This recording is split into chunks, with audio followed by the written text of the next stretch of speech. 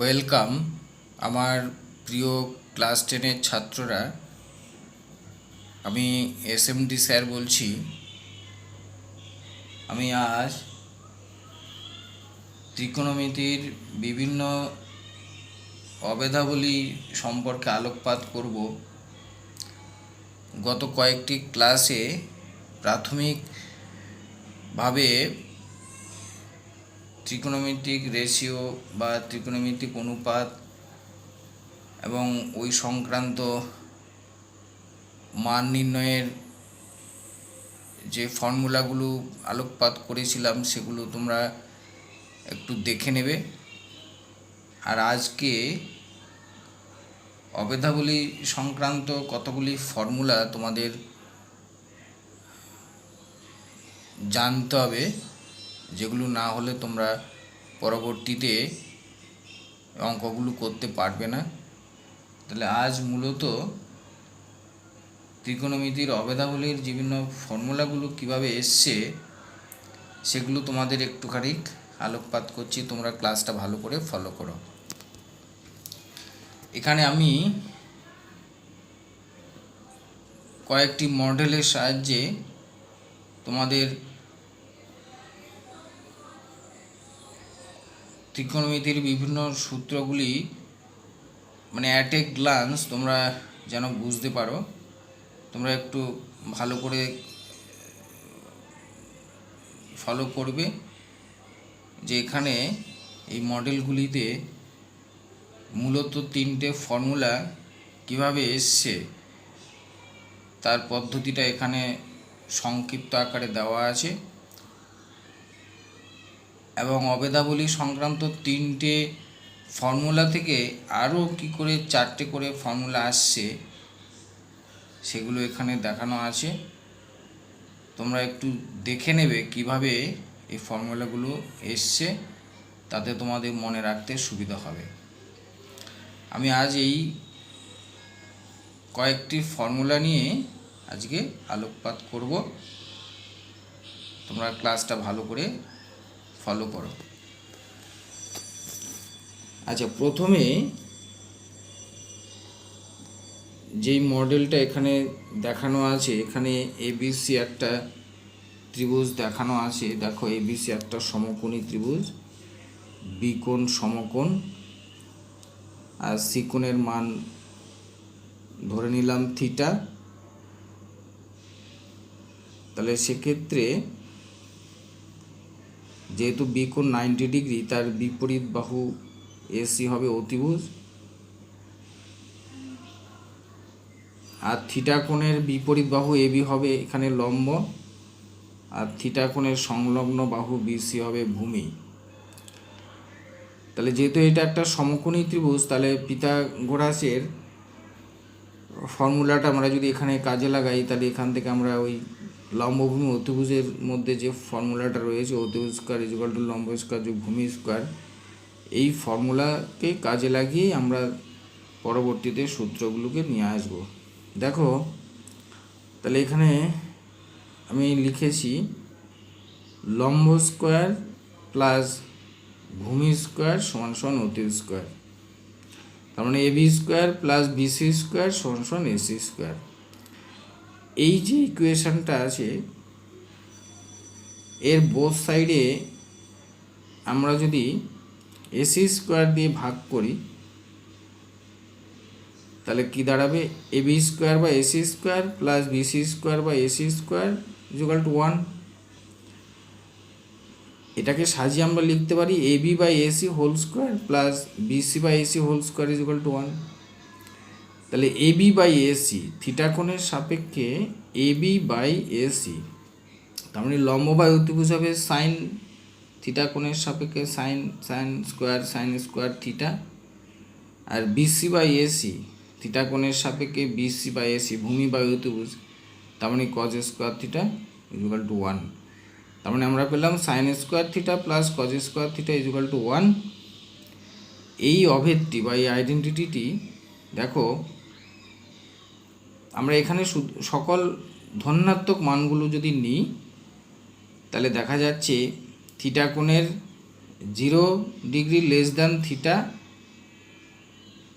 0 degree less than equal to theta less than equal to 90 degree. তার মানে থিটার মান 0 থেকে 90, এই সবকটাই আমরা এখানে ধনাত্মক মান নেব এবং এই সবকটা মানের ক্ষেত্রেই কিন্তু এই অভেদটি প্রযোজ্য হবে। তার মানে এটাকে একটু পরিষ্কার করে বললে, তার মানে থিটা কোণ 0 ডিগ্রি থেকে শুরু করে 0 ডিগ্রি হতে পারে, 0 ডিগ্রি থেকে শুরু করে 90 ডিগ্রি পর্যন্ত, 90 ডিগ্রিও হতে পারে। এই যে প্রসারটা বা রেঞ্জটা রয়েছে, এই সকল মানের জন্যই কিন্তু এই অভেদটি প্রযোজ্য। তাহলে এটা একটুখানি দেখা যাক সব মানের ক্ষেত্রে প্রযোজ্য হয় কিনা। দেখো, আমরা প্রথমে থিটার সমান সমান 0 ডিগ্রি নিলাম, তাহলে sign square theta plus cos square থিটার মান আমরা দেখো বের করছি। সাইন 0 ডিগ্রির মান 0 আর কজ 0 ডিগ্রির মান 1, তাহলে 0 স্কোয়ার প্লাস 1 স্কোয়ার তার মানে 1 আসছে। থিটা কোণের মান যদি 30 ডিগ্রি নিই, তাহলে sign square theta plus cos square থিটার মান কত হবে? সাইন 30-র মান হাফ, কজ 30-র মান √3/2, তার মানে একই আসে 1। থিটার মান 45 ডিগ্রি হলো sign square theta plus cos square থিটার মানও কিন্তু 1ই আসছে।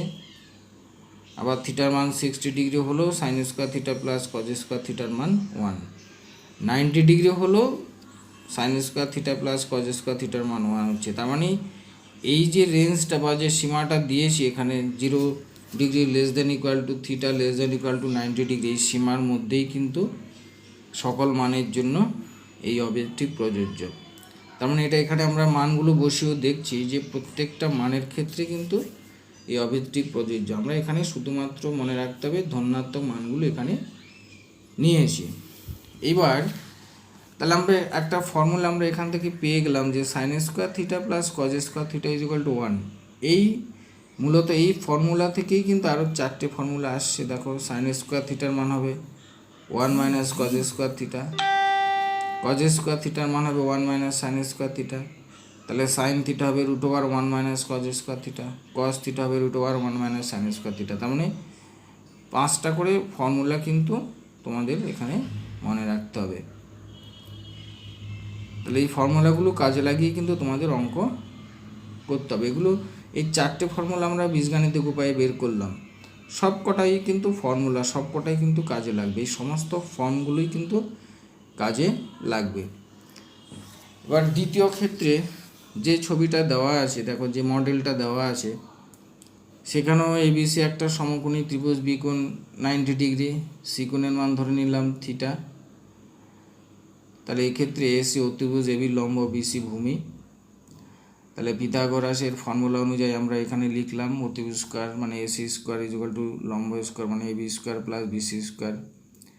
এক্ষেত্রে আমরা উভয় পক্ষে ভূমি দিয়ে ভাগ করলাম, মানে বিসি দিয়ে ভাগ করলাম, মানে বিসি স্কোয়ার দিয়ে ভাগ করলাম।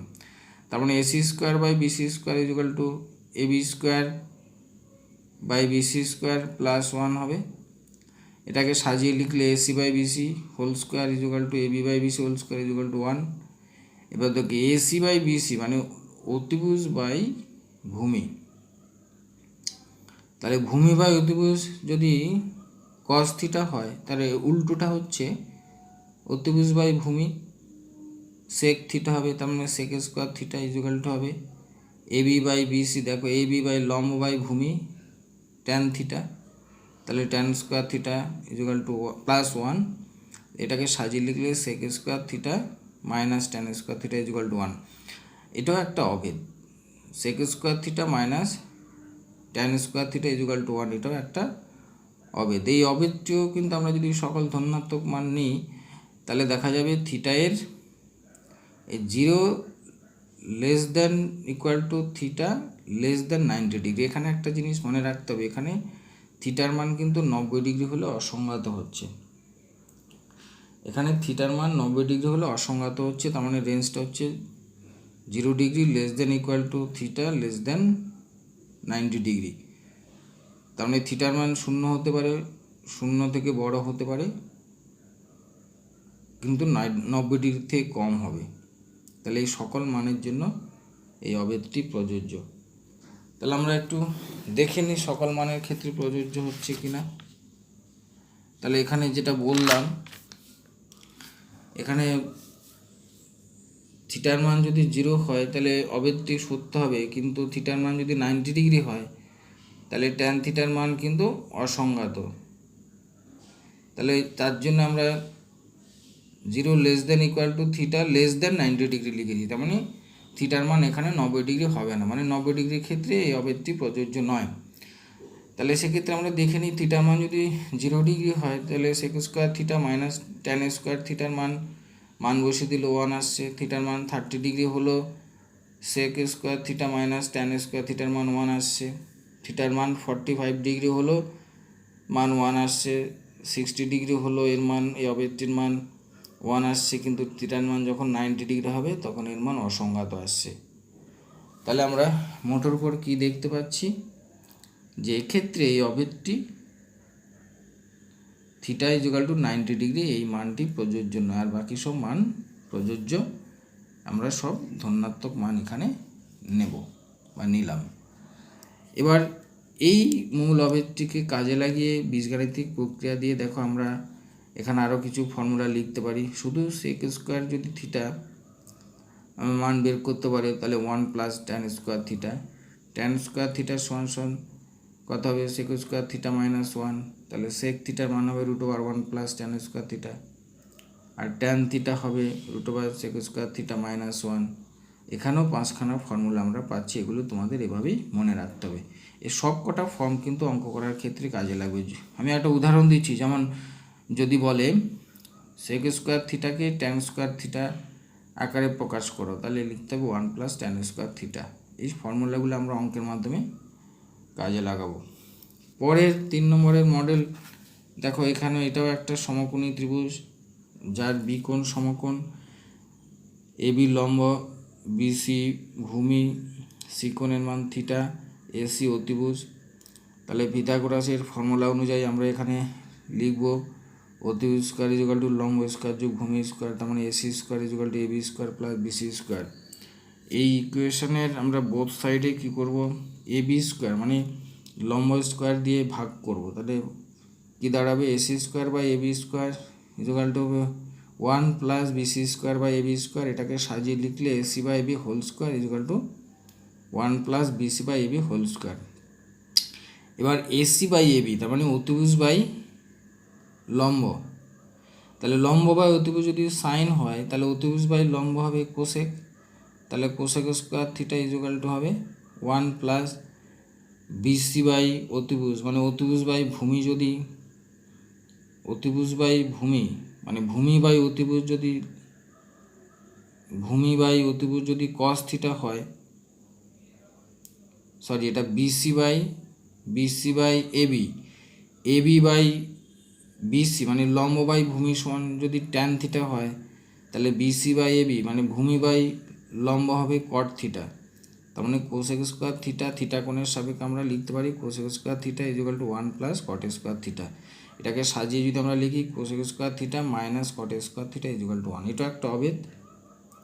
তাহলে এই অবেদটি আমরা যদি সকল ধনাত্মক মান নিই তাহলে থিটা কোণের সাপেক্ষে এই অবেদটি দেখো থিটার সাপেক্ষে 0 less than theta less than equal to 90 degree. এক্ষেত্রে থিটার মান 0 হবে না, বা 0 হলে এই অবেদটি প্রযোজ্য, 0-এর ক্ষেত্রে প্রযোজ্য নয়। আর সকল মানের ক্ষেত্রে 0 থেকে বড় আর 90 ডিগ্রি পর্যন্ত, তার মানে 0 থিটার মান 0 হবে না, আর সব মানের ক্ষেত্রে 90 ডিগ্রি হবে, এই অবেদটি প্রযোজ্য। সেটা আমরা একটু পরীক্ষা করে দেখে নিই। দেখো তাহলে এক্ষেত্রে থিটার মান যদি 0 ডিগ্রি হয় তাহলে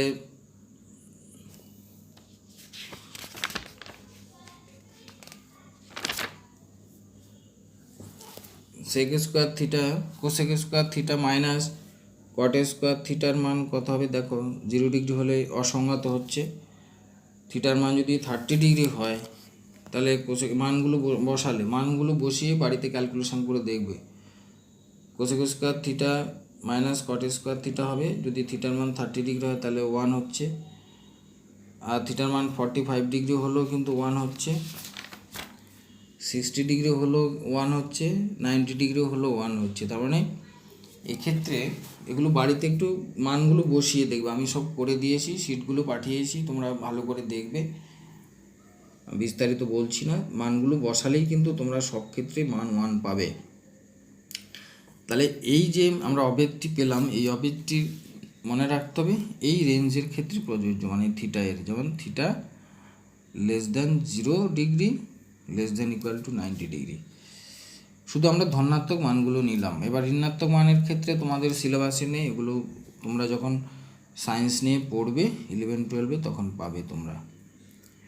এবার এই অবেদ থেকে আরও 4টে ফর্মুলা, তাহলে cosec square theta equal to 1 plus cot square theta, cot square theta হবে cosec square theta -1, cosec theta হবে √1 plus cot square theta, cot theta হবে √, কোসেক স্কোয়ার থিটা -1। এই সবকটা ফর্মই মনে রাখতে হবে, এই সবকটাই কিন্তু অঙ্ক করার ক্ষেত্রে কাজে লাগবে।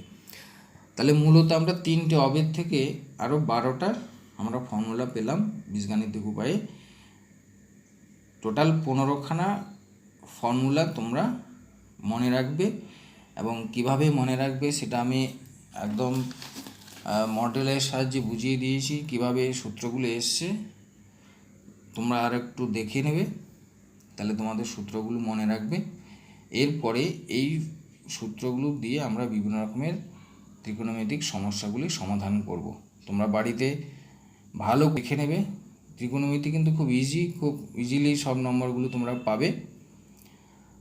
তোমরা বাড়িতে দেখবে এবং প্র্যাকটিস করবে। ঠিক আছে, থ্যাংক ইউ।